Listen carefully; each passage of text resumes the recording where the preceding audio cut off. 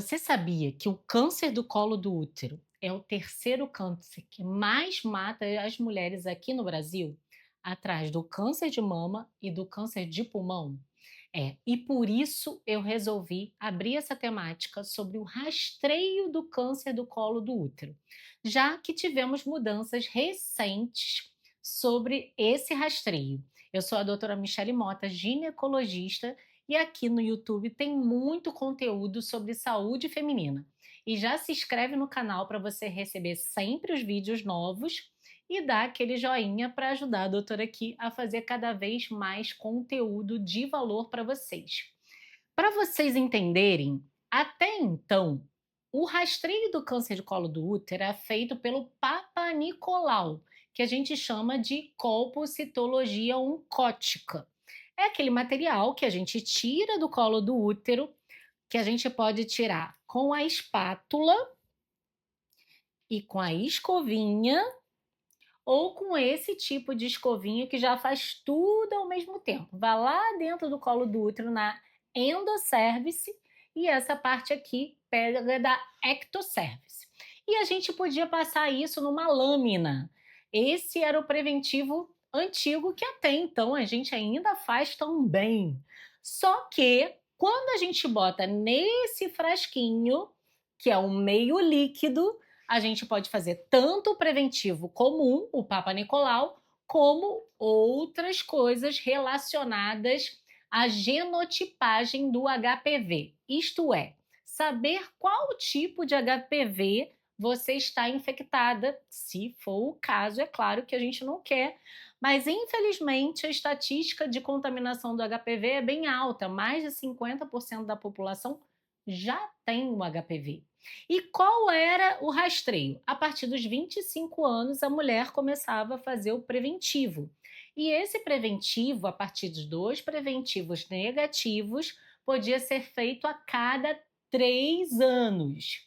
E a idade máxima para o preventivo era 65 anos. Depois de 2 preventivos normais, essa mulher de 65 anos supostamente poderia parar de fazer o rastreio do câncer do colo do útero. Esse exame avalia as células, então depende de um técnico para avaliar no microscópio se tem alguma alteração ou não naquelas células. Qual era o objetivo? Não era ver corrimento, se você tinha candidíase, nada disso. O objetivo sempre foi avaliar essas células. Dependendo das alterações celulares, já podia sugerir que você já tinha tido contato com a HPV. Tanto que no preventivo botava alterações sugestivas de infecção por HPV. Só que a gente não sabia qual era HPV. Existem vários tipos de HPV, que a gente chama de HPV de alto risco e HPV de baixo risco. Mas qual é a diferença? O de baixo risco normalmente vai causar verruga genital, que a gente chama de condiloma. E o HPV de alto risco, já o nome já diz, aumenta a sua chance de desenvolver alterações que podem um dia chegar ao câncer do colo de útero. Não quer dizer que vai chegar, porque aí depende de vários fatores, principalmente da sua imunidade, porque o vírus do HPV você adquire numa relação sexual. Então, é uma doença sexualmente transmissível. A partir do momento que você transou uma vez sem preservativo, você não sabe se a outra pessoa tem ou não tem, porque normalmente o homem não manifesta nada. E aí você pode ter adquirido. Então, para você saber onde pegou, com quem pegou, não tem como você saber. Só se foi a primeira relação da sua vida e você já adquiriu o HPV.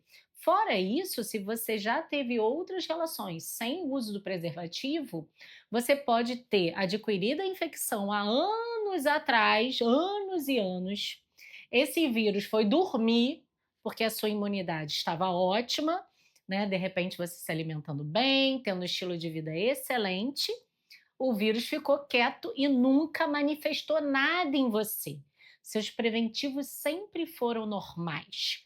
Até que, um belo dia, você teve alguma queda de imunidade, isso foi muito frequente no pós-Covid, sim, ele afeta a nossa imunidade, e aí, do nada, veio um preventivo alterado. E quais eram essas alterações que poderiam acontecer? Uma alteração que a gente chama de em cima do muro é quando vem no preventivo escrito ASCUS, ASUCS. Então, as células atípicas de significado indeterminado. Quando o próprio patologista fica em dúvida, ele não sabe se está alterado, ele não sabe se está normal, e aí ele escreve essa palavra já para a gente repetir o preventivo, não deixar a pessoa sumir do mapa.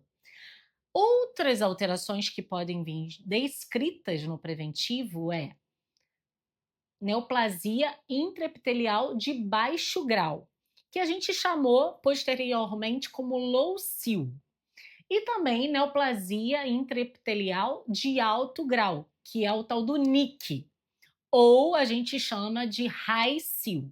Então, essas nomenclaturas, em alguns preventivos vem antiga, outros já vem a nova, mas é lesão de baixo grau, lesão de alto grau. Essa lesão de alto grau é a lesão que é mais perto do câncer de colo do útero. Então, é o alerta máximo. E quando acontece esse tipo de alteração, a paciente vai direto para um outro exame com uma ginecologista, um ginecologista especialista em colo do útero, que se chama colposcopia. Nesse exame, bota lá o bico de pato normal, só que tem uma câmera, um microscópio, um binóculo, que vê aquele colo com uma lente de aumento. Então dá para ver, a gente passa tipo um vinagre, que é o ácido acético, depois passa o iodo e vê se essa coloração ali do colo do útero, algumas áreas estão alteradas. Quando o médico vê que a área está alterada, ele já faz a biópsia na mesma hora. Normalmente, a própria biópsia já cura, porque tira um pedacinho, dá uma anestesia, já tira um pedacinho, e aí meio que já tratou aquela área. Então, o que a gente chama de see and treat. Então, a gente viu um pedacinho alterado e já tirou aquele pedacinho, já mandou para a biópsia e já confirmou se será uma lesão de baixo grau ou uma lesão de alto grau, ou se realmente já era um câncer de colo do útero. Então, no final das contas, sempre foi o diagnóstico final, sempre é baseado na colposcopia. O exame Papa Nicolau é um rastreio, uma pesquisa na população. Não fecha o diagnóstico, não precisa ficar desesperada se você abrir e ver alguma coisa não muito agradável, procurar no chat GPT, no Google. Não, porque ainda tem mais uma etapa, que é essa colposcopia. Então, qual foi a mudança agora? A partir de agora, as mulheres terão acesso ao exame de PCR, que é um exame genético.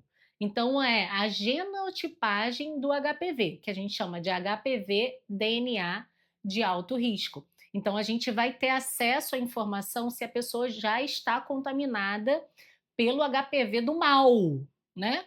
Que principalmente é o 16 e o 18.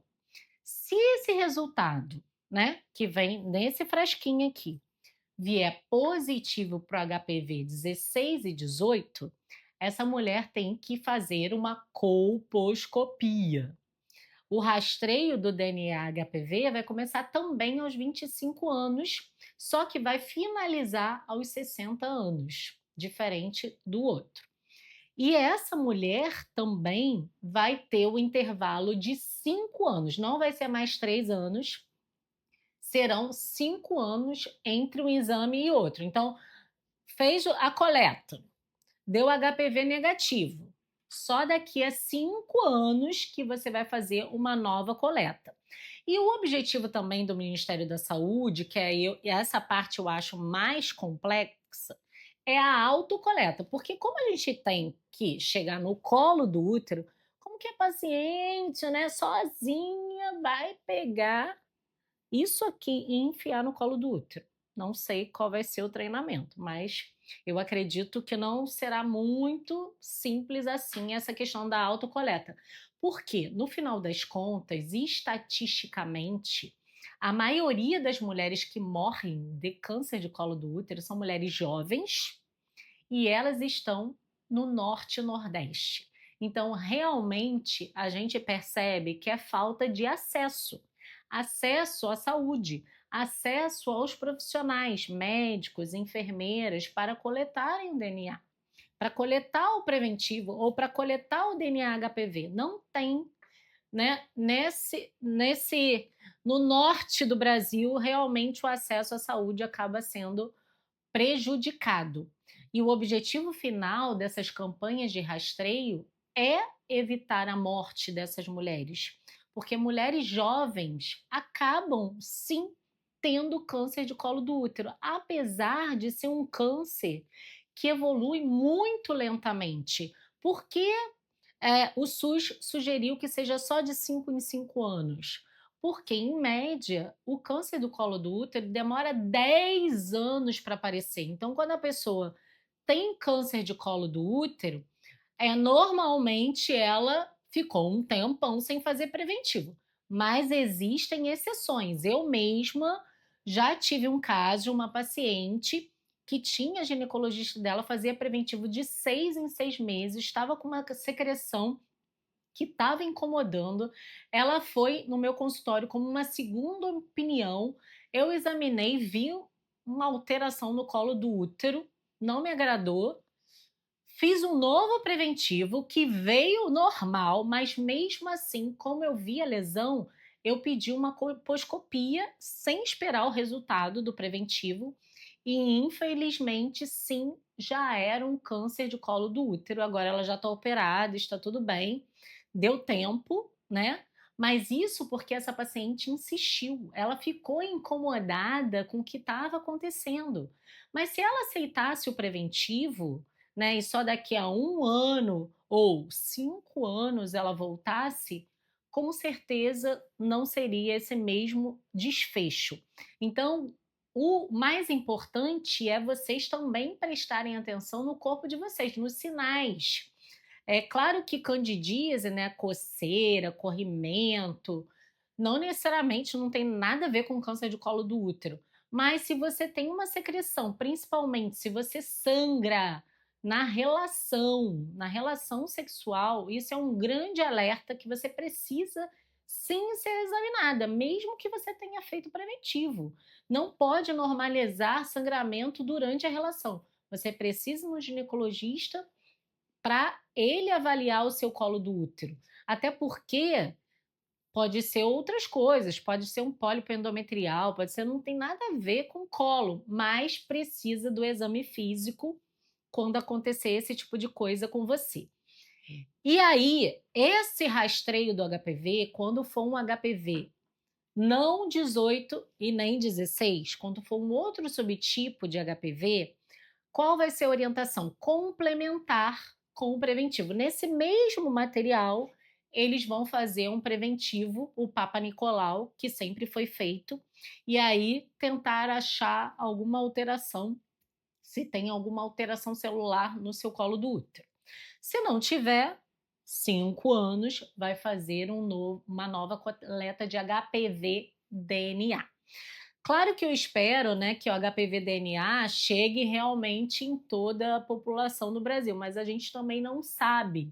Então, eu particularmente, no meu consultório, até entender como isso vai funcionar, eu optei por continuar fazendo as duas coisas, o HPV DNA e a coleta do Papa Nicolau, para ver como que vai se comportar esses próximos anos. Porque, na verdade, eu só atendo paciente particular, o plano de saúde cobre ambos os exames. E eu vou fazer dessa forma, mas o rastreio pelo SUS vai ser 5 anos. E a gente precisa lembrar também da prevenção primária, porque isso a gente está procurando doença, a gente está procurando coisas que já foram alteradas. E a prevenção primária é o quê? A prevenção primária vai ser a vacina. Então, existe a vacina no SUS, que é dada em criança de 9 a 14 anos e agora em uma dose só, em outras populações, como pacientes portadores de HIV, outras situações que o SUS abre, né, o leque de opções, o SUS não é fechado só para criança, existem outras faixas etárias que podem fazer a vacina, dependendo de alguns detalhes. E a vacina a nível particular, já tem uma vacina nova, que é a nonavalente, que pega 9 subtipos de HPV de alto risco, mas essa é dada somente a nível particular por enquanto. Vamos ver se no futuro essa vacina, que é melhor sim, vai chegar no SUS para toda a população ter acesso, né? E nesse caso da vacina nonavalente, as mulheres até 45 anos podem fazer uso da vacina. Então, ampliou a faixa etária de mulheres que podem fazer a vacina. Antigamente não era até 45 anos, era até 25 anos.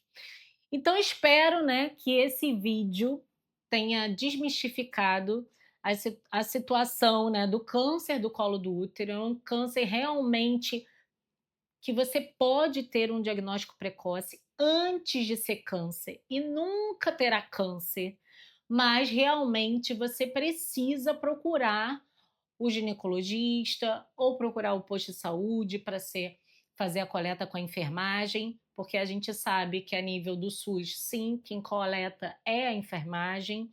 Então não deixe para lá. Isso é uma coisa importante, é um câncer evitável desde que a gente corra atrás. Ah, mas eu não quero saber que eu quero ter câncer. Tá, mas ninguém quer ter câncer, ninguém, né? Mas como é um câncer altamente prevalente, a gente não pode fingir que ele não existe. Então você tem que correr atrás sim, você tem que se preocupar sim, porque vai fazer diferença na sua vida. E se por acaso for uma lesão pré-maligna, tem muito tempo, tem tratamento, e se for maligna, também tem tratamento. Então espero que você tenha gostado desse vídeo. Já compartilhe esse vídeo com as mulheres 25 mais, porque eu rastrei a partir dos 25, mas se você começou a ter relação sexual muito precocemente, fico alerta, comece esse rastreio antes dos 25, porque a partir da primeira relação sem preservativo, você já pode ter se contaminado.